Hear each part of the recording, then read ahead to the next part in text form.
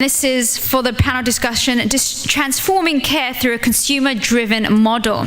We'd also like to request the panelists to join Mr. Karthik on stage, Mr. Francis Puno, the Chair, Southeast Asia, PCHA, Dr. Snehal Patel, he's co-founder MyDoc, Mr. Daryl Arnold, CEO and founder, Connected Life, and Mr. Sirucek, co-founder and CEO, DocDoc Private Limited. Okay, Mr. Karthik, the stage is all yours.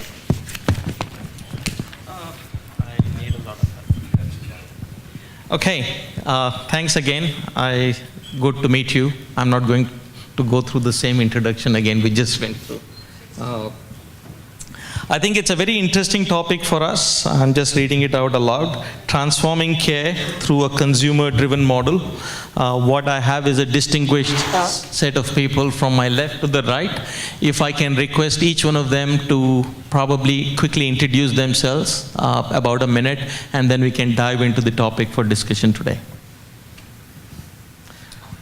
So you've already had the opportunity to hear from me. I think the most important, interesting area for me is just how affordable this technology is becoming, whether it is devices, sensors, or the compute capacity that we have access to in the cloud.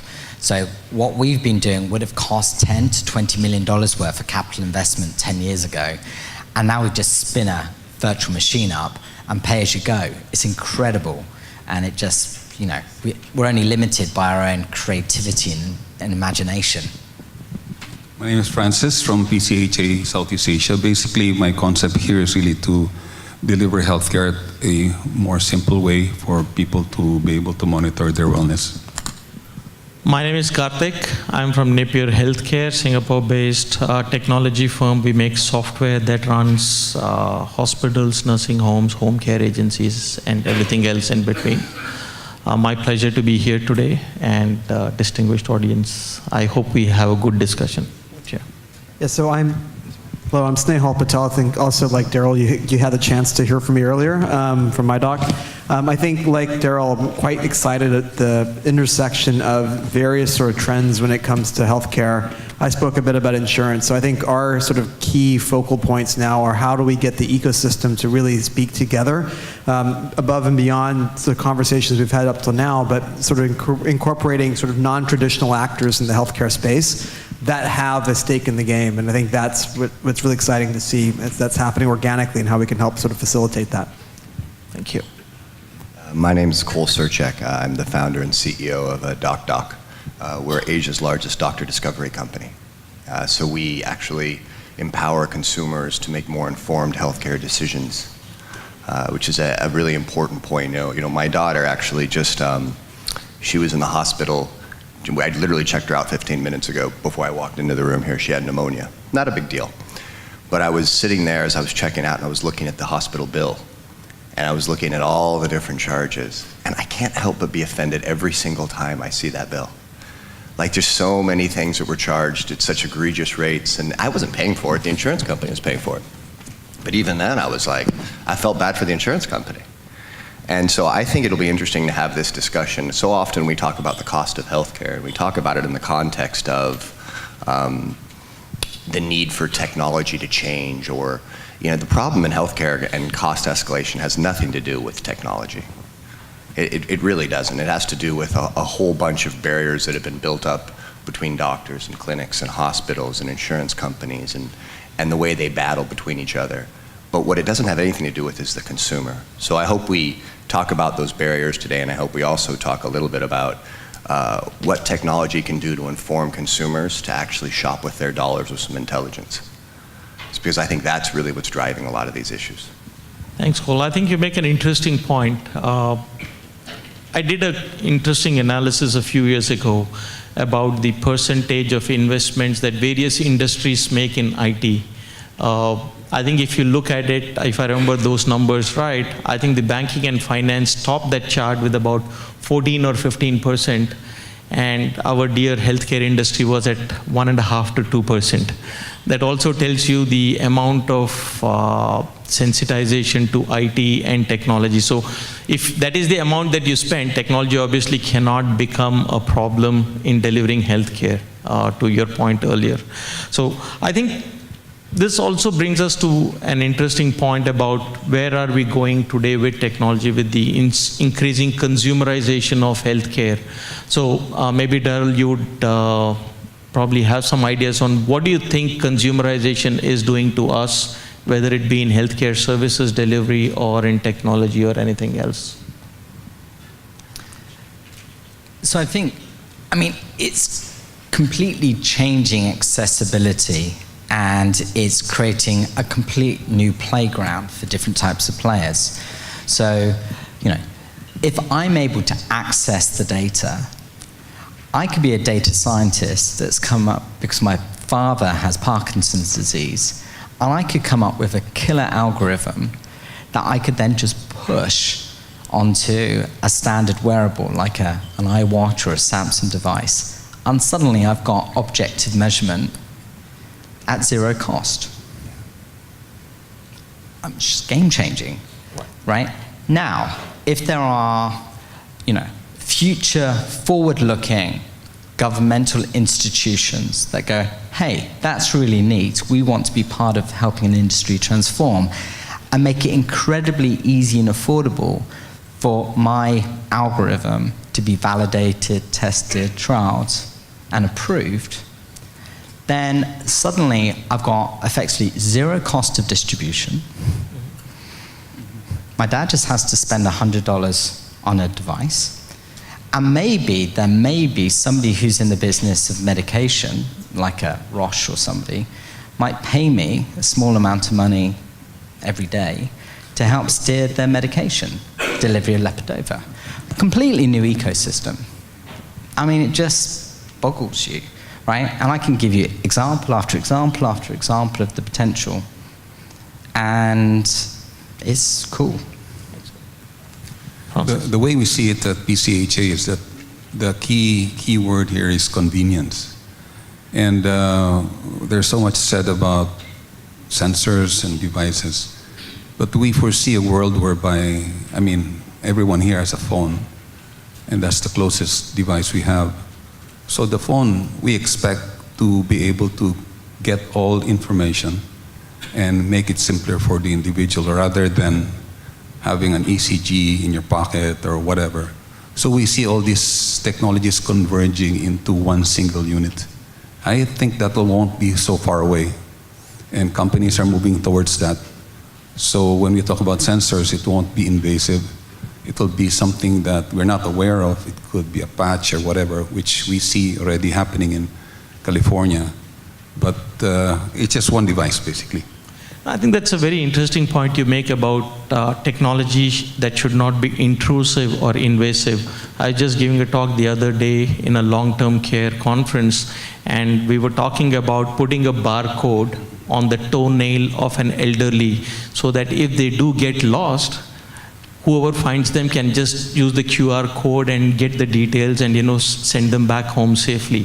So I think those kind of things which do not require us to plant something under the skin or be intrusive makes a game changer for technology adoption. And I think you make a great point on that. It can't be intrusive. You can't put a sensor into everything and everybody. That's a very good point. Dr. Snehal. Yeah, I'd like to add, sort of calling out the elephant in the room a bit, though. So we talk a lot about data, we talk about sensors and all the sort of really cool things that we can do. But I think there's a fundamental, in my opinion, problem when it comes to the regulation of data that I think a lot of companies, governments are all complicit in doing, which is very simply this whole argument of who owns data, right? Is this data my data because I happen to be the company that collected it? Is it the hospital's data? Is it the government's data? I personally think it's an absurd concept because if there's nothing more intimate than health data. And that data, in my mind, is very clearly belongs to the person who birthed it, which is that individual. But to the fact that in 2017, which is what year we're in, we're still having this debate when I walk into a clinic. I want that data because it's my data. Actually, you have to pay us money for that. Wait, 1 second? Wait. You took my blood, I paid you for services, and now you're going to charge me for the data as well? So if we don't solve this one issue, which is so fundamental to everything, right? And we look at what's going on in the US when it comes to interoperability and all that, it's actually, there's the sinister element to it is not that it's, we just happen to create a proprietary standard. No. That was deliberate, and it was done because they wanted to create a walled garden, because they wanted to be able to charge for the data going forward. So let's call it out for what it is, right? Until we get that clear, and unless we get, like, it's almost a sort of a pledge by all the organizations collecting data, whether it be large, sort of IT vendors, whether it be the government, whether it be whoever, to say that we are pledging that this information, point one, belongs to the people we collect it from, and point two, we pledge to allow it to sort of be transferred as and when necessary, and not to hide behind sort of arbitrary standards of privacy and security, which, though are very important, at the end of the day, it's up to the end user to sort of determine. I think we're just sort of walking around and talking around the problem. So, and that's the hard one, because I think people make money on this issue, right? So that's, I think, something that we really need to address. Way to go. No, that's awesome. That's real. He didn't just get up and try to sell his company to all of you guys, right? That is the problem. The problem is there's a ton of money, and there's a ton of barrier people that want to just defend each segment of it, and the consumer gets lost at every turn. It's the craziest segment. I came from the internet investing world. I got involved in this because it wasn't just about making money for me. It genuinely wasn't, and it still isn't. And at every turn, we're trying to empower the consumer, and I hear what you're saying about cloud computing and the immense amount of, if you look at Moore's Law, and you look at how Moore's Law is expected to even continue with quantum computing and how miniaturization's happening, IT technology and the amount of sensors that we have access to, that won't be the barrier. Neither will the ability to write really smart algorithms or to use machine learning to really kind of transform what we know about humans. That won't be the issue. The issue will all be political. It will all be fiefdoms that you're slamming into. And they'll hide behind data privacy. They'll hide behind, it's a multi-billion-dollar industry in the United States, simply, and the industry is called billing code management. What it should be called is how to fraud insurance company 101, right? Because that's really what it is. It's how do you adjust the code so the insurance company can't actually tell what you're billing for. My daughter was in the hospital just today for pneumonia, and 6 doctor visits happened over the course of 3 days. And in that time, I was there the entire time, just because I'm a concerned parent. My daughter's fine, it was no big deal. They charged $380 per visit. There wasn't a visit that was more than 5 minutes. Well, when you're charging that kind of fee, I've worked with some of the best lawyers in the world. They don't charge me $3,000 an hour, $4,000 an hour, nobody does. But when you start using billing codes like that, an insurance company doesn't know if that was a half-hour visit or a 10-minute visit or a 2-minute visit, or if the doctor even bothered to come by, the doctor just looked at a blood test. And when you start having those kinds of systems put in place, there's no desire for IT transparency. The reason, take a step further. I had a really illuminating, when you're an entrepreneur, and I think we all are up here, and you're building these companies, it's terrifying. Because you put so much of your reputation on the line that you're building something that matters. And there's so many reasons why it should fail. But I had a horrifying moment recently where I was talking to one of the top top corporate IT guys in fintech. And he was sitting there, really nice Indian gentleman, and he was very self-deprecating. It was lovely. And he sits there and he's telling me that right before the 2008 financial crisis, his team had 5 people and an annual budget of $2 million. And he was the global head. And after the crisis, he's now at 1,500 people and $3 billion. And I was like, well, what drove that? It wasn't that the banks just woke up one day and decided that they needed to put more money into IT. It wasn't that IT wasn't ready September 2007. It was that regulators started putting people in jail. They started going around and threatening, hey, we're going to put teeth on this. If we find this kind of crime happening again, we're going to put the CEO in jail. We're going to start fining 10 billion here, 15 billion here, 4 billion here. And all of a sudden, IT spending went through the roof. Blockchain went through the roof. It was because of the regulator. We don't see that happening in healthcare yet. Sure. I think the point that you made earlier about privacy, there are some countries, Singapore's certainly one of them, in the forefront of trying to ensure personal and PDP, as we call it, Personal Data Privacy Act, And there are other countries in the region. Australia is notably one of them. The US is also one of them where you have all of that. I think the ownership of the data is not questioned. It does belong to the individual. I think where the lines get blurred is if I have to extract it out of my system and give it, can I charge? Probably within bounds of reason, that might still work. But no provider, in my view, should be able to say that the data belongs to me, and I don't think they would. At least in Singapore, under the PDPA Act, neither the provider nor the data intermediary, they have clear rules. So, and I'll cut you off on that. As a trained attorney, I've actually been in multiple meetings, and not just in Singapore, around the region, where that simple black line explanation of a law is completely lost upon people. So you're right. I mean, I think the PDPA is very clear. In fact, I love the PDPA in compared to HIPAA in the US, which is very complicated, because it's beautifully elegant and it makes the things very simple. But that's what Cole was kind of saying as well, is that healthcare is this black box that for some reason sunlight does not penetrate it sometimes. And when it comes to the regulations, it can get twisted, and all of a sudden people throw things at you. And what I wanted to do is we want to make this sort of conversation from my perspective, so like sort of throw that out there, that yeah, the regulations exist, but if the regulators within the organizations are not looking at it, or sort of turning their heads away from it, they're not really focused on it, then it gets lost in the weeds, right? And then, to Cole's point, to what Daryl was saying earlier, it's the consumer, the patient who is sick, under stress, who's left to fend for himself, to figure out, well, wait, I was told I have to get this MRI, and now they're charging me $50. Okay, fine, whatever. What are you going to say at that point? I mean, you've got the consumer as a hostage at that point. And I think you make a good point. Consumerization also is now leading to increased scrutiny of what goes into my bill. Like what Cole was saying, I think people are starting to look, why do I need these extra tests that I'm doing? And so on and so forth. So I think, in my view, I think consumerization is good. People are looking up and saying, if I'm paying for it, whether through my pocket or through the insurance mechanism, I need greater accountability of what gets delivered and why you do some of these things. So I think that is true. But if I can move on and ask you another question. So what does all of this do to the construct of the relationship between the doctor and the patient? Till quite recently, it was considered very sacred. It was not something that people would often question. But do you see that increasingly happening, and that relationship coming under strain? And what might that do to us from a technology standpoint? If I can just interject. Yes, and I think what's really interesting is in the US, that came under strain earlier because of just sort of the proliferation of WebMD. Look, I mean, let's be honest, like all the clinicians in this room, we spend a ton of time going to medical school, right? We learn a lot of fancy words in Latin, right? What does that do? It's creating a way for us to charge rent. That's the economic term, right? Not that it's all bad stuff, right? Like we obviously spend a lot of time because I think most of us believe do no harm. That's the sort of the sacred rights of a physician.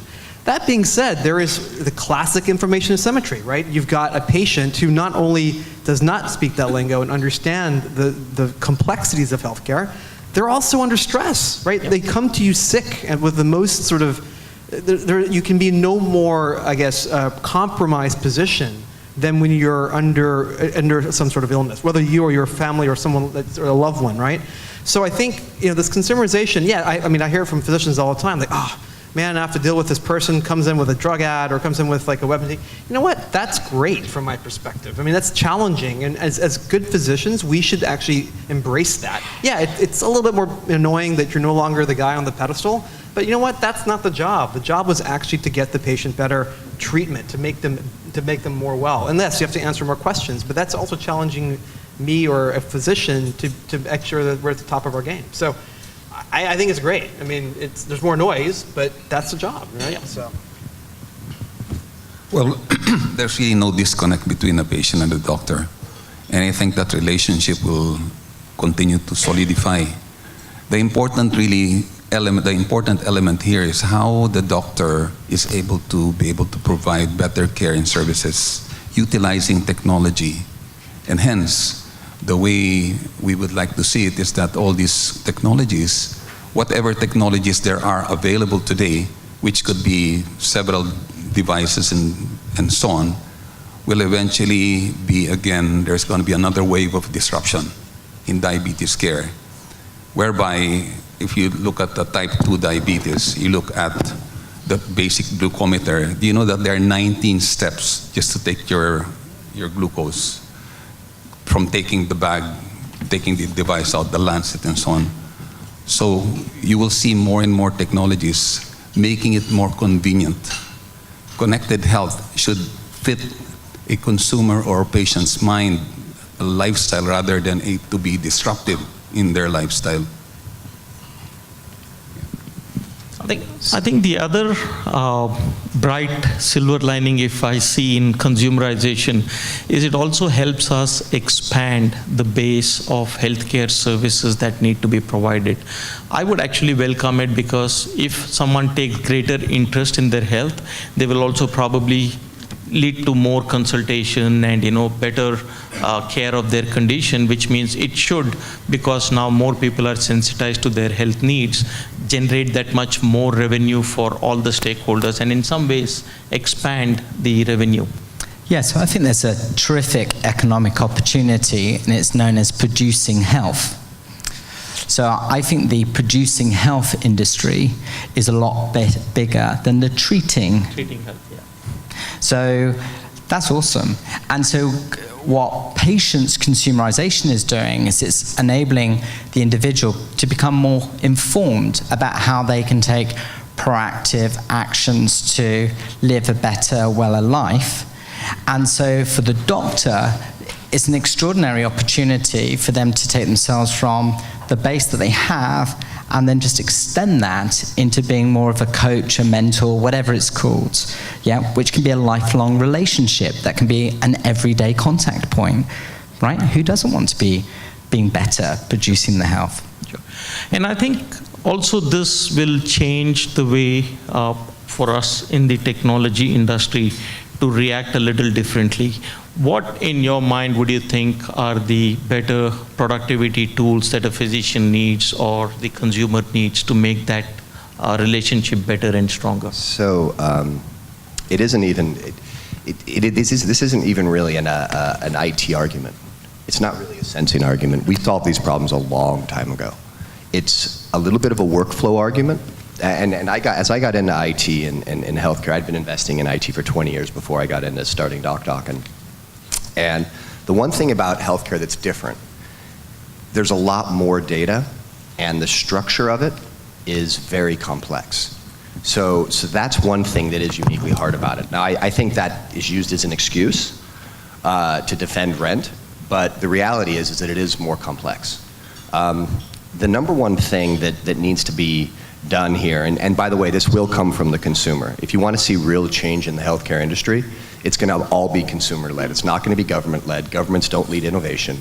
It's not going to be big rent seekers that want to disrupt themselves. Never happens that way. It'll all be consumer-driven. And I think it's about creating intermediate markers. So to give you guys an example, I don't have to know a lot about the biophysics or the organic chemistry of ethanol combustion to figure out the size of motor I want to buy in a vehicle. I can look at things like horsepower, fuel efficiency, 0 to 100 kilometers, how fast it goes to there.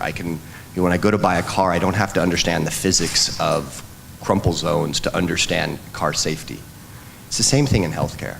Consumers have the intellectual capability to understand the type of healthcare that they need if it's explained to them in digestible format, and it's explained to them in a way that we use intermediate markers like we do for anything else. The problem is that the equivalence of the AMA or SMA, or take your pick of these regulatory bodies globally, this isn't a uniquely Singapore thing, they hide behind anatomy and physiology. They hide behind organic chemistry to not empower the consumer. And the insurance companies in a lot of ways have been complicit because it was in their best interest to be, because the whole thing kind of ran along well. It's only started breaking down in the last, call it 5 to 10 years, because everybody just can't keep taking a piece. So really where this comes back to is about information management and intermediate markers that empower consumers. Because as consumers take more control of their healthcare, they will demand that their insurance companies help them figure out more information into which doctors to select.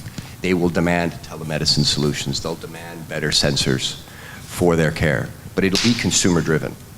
That's, I mean, what I think. I think one of the greatest disconnects many health systems all over the world have is the data does not flow from the primary care providers to the acute care providers. And this is also a question from one of our audience, I think it says anonymous. Honestly, majority of HCP community and patients are still disconnected from technology. Are we doing enough for adoption at the end user level? So how might this mobility or telemedicine and any of these technologies help us in moving the information from the primary care all the way up to the acute care? In Singapore, we do have the NEHR, which is the National Electronic Health Record, which is supposed to help us go along that path. But any other thoughts? I think, the context of that question and the reference point, so clearly in a country like India, there are many hundreds of millions of people that are still disconnected from technology. So I'll look at it through the lens of relatively developed markets, if that's okay. Consumers are able to do wonderful things with their smartphones. I can't figure out how to do Snapchat, but a lot of people can. So if you can do groovy things with Snapchat, you'll be able to interface with any of the kind of healthcare related systems. Now, maybe the designers of healthcare systems need to take a lesson from Snapchat or WhatsApp or whoever it is. But consumers do amazing things with the devices in their pockets. So I'm not too concerned from the lens of a relatively developed market. I think there is one more point which I looked at some time ago. The millennials coming into the workforce. They are going to demand another change in the way we all react to consumerization, which is, I do not know what a desktop looks like. I might know what a laptop is, but I sure know what a mobile device is. I remember the first time the smartphone came in 2007. I wasn't too old, but I still needed some time to figure out how this iPhone works. But if you look at the kids of today, they just pick it up like to them it's as normal as breathing. And that's what will happen when the doctors of that age enter our workforce or the nurses enter the workforce. They are going to be comfortable with a very different technology than what we are comfortable today with. And so that's also going to drive a lot of change in the way we do things. Yeah, it's really exciting.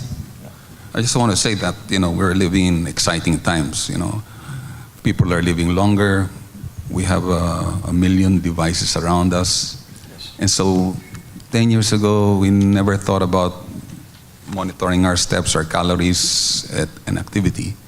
And I think that will really spur people to live longer.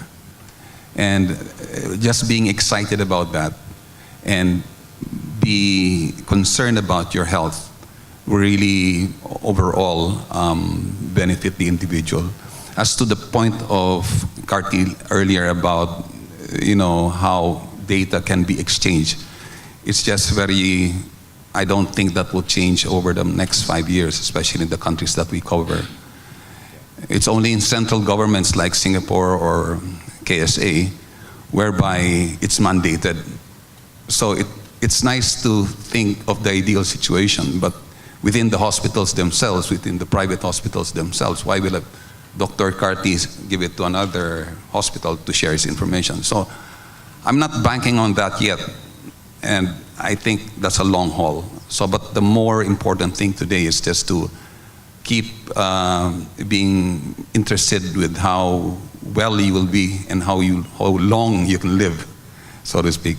Okay. I would say that, just to answer the question, it's a very tricky balance we have to strike. On one hand, yes, the ability to be able to sort of improve the penetration of IT devices into normal practice is important, but it runs up against all these questions we've been discussing today, like in terms of data connectivity and privacy. On one hand, and the other trick is that and healthcare is uniquely a public-private sort of thing in most countries, right? So how do you bridge that divide? Singapore has done an amazing job launching the NEHR, but if you look at the uptake in the private sector, it's been almost zero, right? So how do you bridge that? Do you make it compulsory and force them to? Well, is that a great outcome? Does that mean that you can't get them to because the product is better? I don't know, right? There's a lot of these questions that are out there. But I think ultimately we just have to balance the need to create the ease of transference of data so that people can do interesting things. Like, I love the way Daryl started this conversation off. In order to get to Daryl's vision, however, we have to have a framework that allows people to have access to that data. If it goes into a black box that no one can touch, all these great ideas that may be actually spurred by entrepreneurs who are like really motivated on one specific factor will never even get off the launching pad. So, I mean, on the other hand, yes, there are reasonable and legitimate concerns around making sure that personal information is not just freely sort of sent out into the world. So that's a balance, and it's not an easy one, but it's something that I think we need to look at both sides of the coin to make sure we get to the right. I think we're probably running out of time as well, but there's a very interesting question. We've been talking of technology all along, but there's a very interesting question I'd like to pick up. If the device does not pick up the problem and something goes wrong with the patient, who is legally responsible?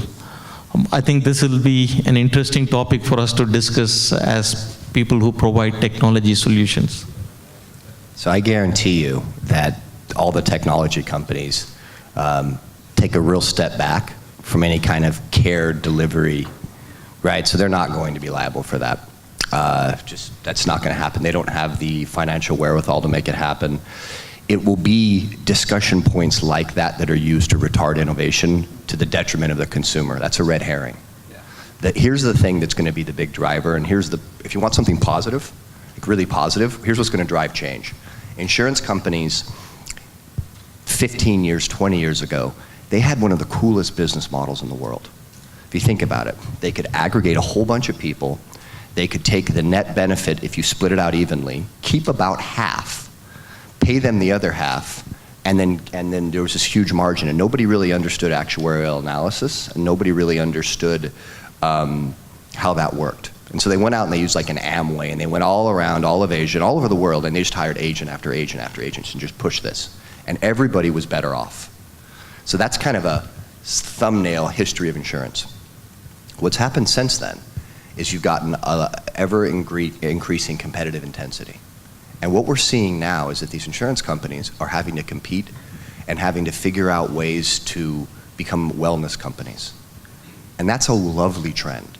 It's awesome that these big insurance companies are starting to think about, AI has vitality, and every one of the insurance companies now is waking up to this. That's very powerful, because for the first time in our lifetimes, we're starting to have a big advocate that actually is on the consumer empowerment side. The insurance companies of the future will differentiate themselves based on how much they empower their policyholders to live healthy lives. Whether it's going to be using sensors, whether it's going to be telemedicine, whether it's going to be the underlining, unlocking that data through claims or third-party administrators, or take your pick. But we now are starting to see this whole kind of iceberg traffic jam that's happened break up, and it's going to be because the insurance companies are driving health and wellness. And that's really positive for the consumer. It's the only way I see this breaking up. Like, I don't see the sensors ever driving change if the insurance companies don't drive it. Right? I don't. You're half a lawyer, you said. Any thoughts on who owns the legal responsibility in that question? I mean, I back up Cole. And by the way, the big tech companies have great lawyers too. So that's all those little tick boxes you click, they walk away clean, free and clear. I promise you that does not make it onto the shelves unless that's all done. But no, I mean, I think Cole makes a fantastic point. There's all this question of chicken and egg. Who's going to be the first one to adopt technologies? And it's true. It's already happening. We're seeing this in real time. When the insurers, they've got the pot of gold. At the end of the day, the power comes with the cash, right? The insurers say, look, we need to lower claims ratios. We need to be working with provider groups that are providing solutions. Providers, not just doctors and not just clinics, not just hospitals, but that entire ecosystem. Guess what? They all get in line. I mean, we've seen it remarkably. I think personal examples where certain groups are like, no, we're not going to do that. We're not going to share lab data. We're not going to do this. And all of a sudden, the payer's like, look, this is a prerequisite, or we're going to go with someone else. all of a sudden, the doors open. And I think it's really cool to see, because they're just waking up to the amount of power that they have, they being the insurers and other third-party payers, corporates. I mean, corporate HRs that have massive, in this region, there are tons of big companies with lots and lots of employees. Up till now, they've been sort of sitting back, seeing their premiums go up, their sort of claims ratios go up. Now they're like, you know what, no. I'm going to start to negotiate directly with the provider groups, create an entire panel that can provide high quality care to my employees, but I don't need to be paying out through the nose for this. And it's all because they've realized that, we have the cash. We should be the ones dictating this. I'm not waiting for the doctors to wake up to do it. And I think it's really kind of interesting to see that. I think from my perspective, the legal liability is very hard for technology companies to take on that liability for one simple reason. This would fall under the purview of what we call as consequential liability, which means I give you something and then as a result there is a consequence and therefore I'm supposed to take it. The other industry that I know of which does provide that consequential liability is the airline industry. And what the airline industry does is a hydraulic pump, if it causes the failure of an aircraft in mid-air and fall off the skies, then the hydraulic pump provider, if it is traced back to their problem, then actually reimburse the whole incident and make good for that. Having said that, that hydraulic pump, let's assume, costs $100 to make, they would probably sell it for $2,000. And that is also understood. But that's not what happens in the case of technology. And if you look at startups and everything else, they run on a very, very thin budget. So there is some amount of moral responsibility, I would say, but legal responsibility, if it is put on the technology industry, I would imagine it would break the back of the industry, and then we will have to then get expensive insurance policies like the doctors do and the others do, and then we'd be in the same boat as you, some of the clinical practitioners and providers. So that's my opinion on the question that Dr. I think Hemite was that raised that question. You're not, I mean, you can't escape that liability, that kind of liability. If he makes a device and the device is systematically misrepresenting the data, they're screwed. You can't absolve that. I don't care. There's no click box away from that. Just so you can't escape that. If you build a product and that product kills people, you're on the hook. I mean, I've never seen a liability where that's absolved. Now, we will do click boxes. We will indemnify. We'll have everyone, that will happen. But if we're systematically, if there's an issue, you're done. And I think those controls are there with the FDA and some of the other certifications that basic device manufacturers go through. So what I'm saying is basic contract law. You can't absolve that kind of liability. So my experience of working with the healthcare groups is we're on a journey. So there's no answers, right? Okay. So let's take the orthopedic application of what we've been doing. So actually, in that case, when we're working with a large healthcare provider in the orthopedic space, the bits and pieces that go in your knee, the medication. What we're doing is we're providing data to a consultant, and it's the consultant that interprets that data and then uses that to enrich their conversation with the patient. Okay, that's fine. Okay, now the doctor could choose to ignore the data that we provide. Right, but that is, I mean, that legal right now. That legally is just a dance. If the data you provide is cooked or is a mistake, you're liable. So I mean, I've signed we've signed the contract. So all I can do is that's the experience. Maybe it's different in the US, but I'm dealing with a US organization as the healthcare provider. So we'll see. But that's genuine, real experience in terms of an algorithm that identifies freezing of gait and then maybe has some input in the medication that's being delivered. Yes. Yep. Then yes. That's a fucked up space, right? And there's no answers there right now, okay? And this is what we're working through with the large pharmaceutical companies who've got billions and the regulators to figure it through. On that specific point, I think and I tend to be more skeptical of these, like when you have these clinical decision support programs, and AI, et cetera. I mean, despite what others may think, Vena Khosla in particular, I think we're still quite a while away from the point where you have a machine that's giving diagnoses. And I think that's because at the point of care, that becomes an issue where the regulators are going to step in and say, okay, if it's a machine that's doing this, we're not comfortable with this anymore. Right. And it's going to make that's not going to happen. But I just want to kind of really quickly sort of sum up the points that you guys made. There's a bigger point than the legal issue. It's essentially the commercial issue, right? If you actually have that failure on your books, your trust evaporates, your company's done. It doesn't really matter who's picking up over the spoils after that is irrelevant. You're done. Like it's remember, healthcare is about trust. It's your body. It's something that's life and death. And if you have managed to screw it up badly enough where you're being brought into this, you're done. Like people say, look, I don't need to, why would I take the risk? I'm out, we'll do something else. Have you guys, this wasn't on this, I don't want to hijack the panel here too much, but one of the things, you mentioned Vinod Khosla.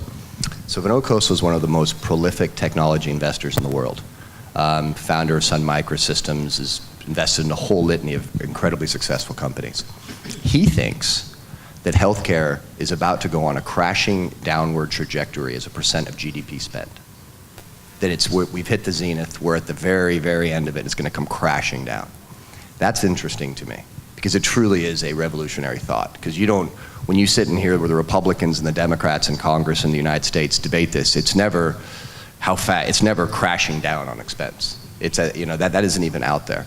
What do you guys think about that? As entrepreneurs, that thought has tickled me, and I've thought a lot about the ramifications of it since it came out about a month ago. What do you guys think?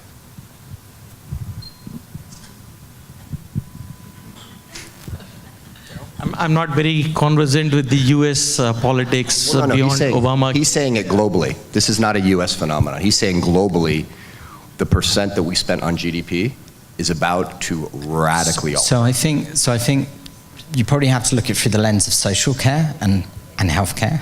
So clearly, the social care space is going to grow, right, as people age. I'm also deeply concerned about the stuff that we're putting in our bodies. I'm not sure if we fully understand the implications of how we've been poisoning ourselves with sugar and processed foods for the last 10, 15, 20 years, and I'm not quite sure what the implications are. Clearly, technology is going to play a massive role, consumerization, in driving down cost of care, but I see a lot of stuff getting pushed into the social care bucket and asking people to pay in an alternative way. And also, I'm just deeply concerned by what we've been eating. To answer your question, Cole, I think if I had to sort of surmise where he came up with that, the assumption is all the extremely high cost sort of models in healthcare are the ones that are going to be chopped off, right? So the idea is that if you look at personalized medicine, genomics, these sort of therapies will actually be able to avoid really expensive operations. If you look at it from point to cost. And coupled with sort of that factor, you have obviously the genomics therapies that are out there extremely expensive, but there's going to be a massive push, just like with HIV medications, to actually get the pharma companies and the genomic companies to actually start to really ramp down on those costs, which we know they're all margin, right? So you can do that. An operation in an operating theater, there is a lot of margin there for sure, but there's a lot of fixed costs that you have to manage. So I'm assuming that's what he's talking about, and then using data, using the sort of other elements that we have here to be able to much more carefully target, cut out the sort of inefficiencies in the system, we can get there. I don't know if it's going to come crashing down, but I can see it coming down. I think he's talking a lot about... One last comment, and I think we're running out of time. I've seen 2 indications from this. Then we can quickly summarize. Just quickly, that my comment here is that when you talk about addressing diseases, we started with chronic care, and then we moved towards preventive care, and then we get more empowerment with the patient or the consumer. It becomes more wellness. So I think that trend will also affect the cost of delivering healthcare, and hence bring down the budgets of governments. And I think that's also the accountable care concept that Obamacare tried to bring in, which is to bring the cost of care down for the population health. That was one more topic on my agenda, which I didn't kind of get time to address. But if I can ask each one of you to quickly summarize, and then we can probably conclude thereafter. Go first. So I'm real thankful that in this life I've gotten the opportunity to work in a field that really has the ability to transform lives. And every time, in our call center, people burst into tears on a regular basis because we're actually helping them. in an area the consumer feels so lost. And it's tough. This healthcare debate, there's going to be massive fortunes that are going to be lost and made in the next 10 years. And so it's going to be a real battle. Don't kid yourself. There's going to be a lot of blood and carnage. I'm thankful that I'm on the side of the consumer. I'm thankful because I really feel like I'm proud of that. And it's going to be interesting to see how this all plays out. It's not a technology issue. I mean, I'll echo Cole's point on that. I think the consumerization of healthcare is actually a fantastic long-term trend. As people are empowered to be, there's nothing more personal and nothing that people take more sort of stock in their own health once they're sort of once they're switched on to it. And the fact that they'll have the tools now to be able to have sort of proper decision-making authority over things that are very, very important to them, I think is great. Yes, it'll be messy, and yes, there's going to be there'll be fallout that comes through that. And so we talked a lot about the different issues. I think several of the issues here today. But I think the long-term trend is incredibly positive, and I agree. I'm really excited to be sort of in that space to see the shifting sands and hopefully being in the right position to actually help catalyze the change in the right direction. So yeah, I think it's really interesting. Thank you. From my point of view, we do enterprise projects. We implement HIS and other technologies in hospitals. But one thing I always tell both the customer and ourselves, I cannot go live without you. Which means if I have to go live in a project, I need you to be fully involved in what I'm doing. That's when we both can go live in a project. In the same manner, I think between the doctor and the patient, the involvement of the patient is but mandatory. In fact, in my view, consumerization is something that is long overdue. And I think making them a stakeholder in the outcomes is only going to make us better, both as providers of technology and also healthcare providers, because it puts that pressure required on us to be on our toes and make sure we are gunning for accountability on both sides. And I think it improves accountability, and I think that's always a good thing, a welcome change. Free market forces, at least in my experience, have always been better for anything and every industry that I have seen in my experience. Thanks. And for me, I think what the perspective that healthcare is, it's really a service. It's really a commitment to provide care.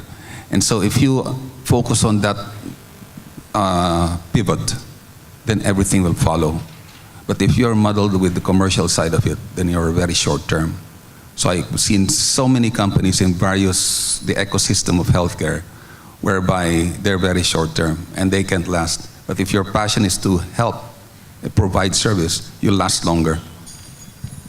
Yeah, so you guys have said it all right. So empowering individuals to have ownership and control of their data IP, their data assets, the consumerization of that process can only assist in enabling a sort of a smart health environment, a smart city and a smart nation, which is what many places want to be these days.